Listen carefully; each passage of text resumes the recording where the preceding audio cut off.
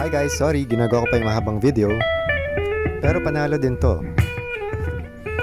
Les Paul ulit na Epiphone Studio naman. Ang sarap din gamitin. For me, mas tame siya. Pero, sobra ring masustain. Nakalimutan ko na ituloy yung melody practice natin. Tsaka, ewan, poging-pogi ako dito yung sa yung mukhang lumang pinag-isipan. Parang Shimano, mga trickle down. Yung magandang features kasi ng standard, nilagay dito. Sarap din pala nung switch na nasa taas.